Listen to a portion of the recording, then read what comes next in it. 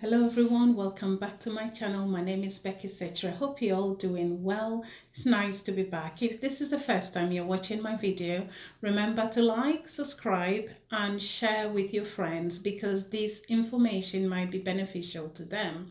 So today's video is answering a question I've been asked by one of my subscribers, and the person wanted to know whether it is beneficial to do the process of moving as an international nurse to the UK yourself or to use a recruitment agency. Before I go any further, I would like to give a shout out to all my subscribers and viewers in Ghana, the UK, Nigeria, India, Kenya, Lesotho in South Africa, Trinidad and Tobago, UAE, Namibia, Uganda, and if I forgot to mention your country, please write that in a comment section and I'll say hello. Anyway, thanks for subscribing and sticking with me. I need more subscribers, so we have a lot to do. Anyway, let's go to the main thing. Now, by the time you start thinking about whether you should do things yourself or use an agency, it means that one, you're already a registered nurse in your own country. You have already started the UK NMC process of registration, and you have met the UK NMC qualification requirement. You have submitted all your documents required for evaluation. You've already had your English test done. You have been instructed to do your CBT, which is the computer-based test. The English is either the IELTS or the OET, which is the occupational English test. So you'd have done all these things. And whilst you're doing these things, I would advise that it's important for you to actually start writing a CV, because CV is one of the important aspects of things. If you're getting an employer, whether it's an agency or an organization themselves, you're going to be required to submit a CV. So write a CV. A CV is just for you to sell yourself. You write about your current qualification, your experience and all that. I would also advise that go on Google, search on the UK Overseas Nurse Program. Most of the organization recruiting would outline the responsibilities and roles of nurses from overseas nurses who are going to be working as overseas nurse here or doing the overseas nurse program. And it's important for you to show how you meet those rules and regulations when you come. So it's important for you to look into that. Now, so when you get your decision letter, you now need to look for a Tier 2 health and social care sponsor. Now, you can either apply directly to an NHS organization, go on Google, search on NHS Jobs, you can look for Overseas Nurse Program, and then you can apply directly to the NHS hospitals.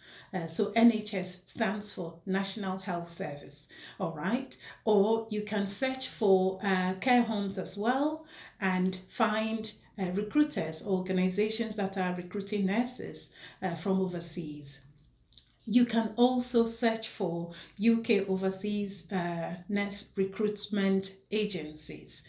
Before we go any further, it's important for you to know that recruitment of health and social care staff, including nurses from overseas, is now regulated by a code of practice. So there's something now they're saying about ethical recruitment. All that means is that organizations or recruiters are not supposed to actively recruit from certain countries. I'm going to add a link to this so you can look at the countries. Unfortunately, most of our African countries are on this list. However, that should not put you off. It doesn't mean you can't apply and come here.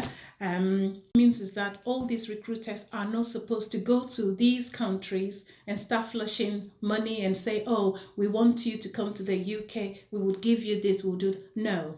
All it means is that you as an individual, it doesn't prevent you, so don't get put off by this.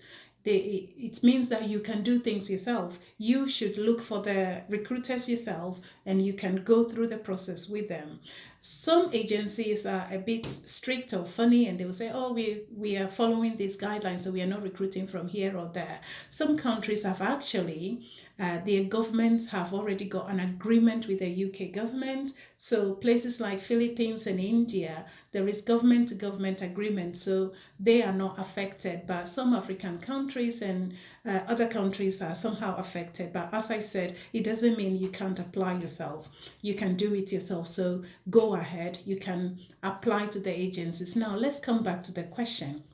What is the benefit? So I came with an agency in 2003, but things were different from now. At that time, we were paying the agencies to come, but now you are not supposed to pay any agency. So if you're applying through an agency and they've asked you to pay a certain amount of money, run away from that agency. Do not use them. NHS organizations will not also charge you. So bear this in mind. Now, secondly, what the different organizations offer differ from one to one. So using an agency, all it is as if it's like you're using like a middleman. What the agencies will do is that they would support you through all the process of application to get a job. They'll find you a prospective employer. They will help you prepare for your Skype interview. Some of them will reimburse some of the monies you have spent during the registration process with the NMC.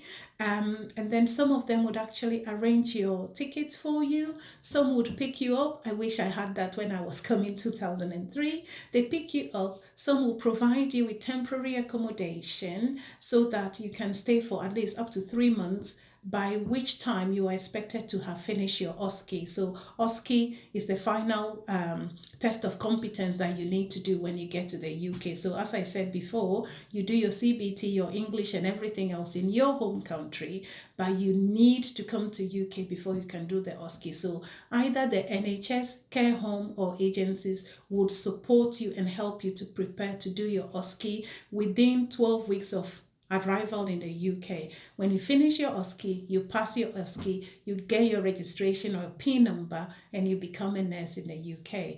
During the process of preparing for the OSCE, you're going to be working as a Band 4 nurse, which is a level below a newly qualified nurse. Anyway, let's go back to the benefits. So the agencies will do all this for you. NHS organizations also, some of them will do all these things, but I think the recruitment process with an agency is more smoother than going through an NHS organization, because the NHS organizations would not be arranging for all these pickups from airports and all of those. Sometimes you have to do certain things yourself. So there are a little bit of difference, although both of them offer you the same thing. They give you accommodation by the NHS would also find accommodation for you temporarily, and they would support you in fitting into your new job and all those things. They will organize induction and all that. So both would help do that for you. For me, I would prefer going through an agency because that is how I did mine.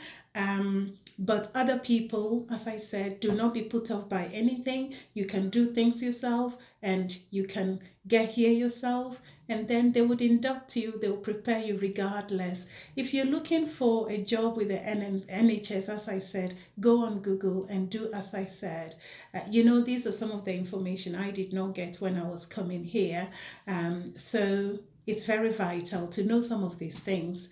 Anyway, remember to subscribe and share with your friends as well. If there's anything you'd like me to address, leave that in a comment section and I will try and get back to you. Take care of yourselves and I'll see you again next week. Bye-bye.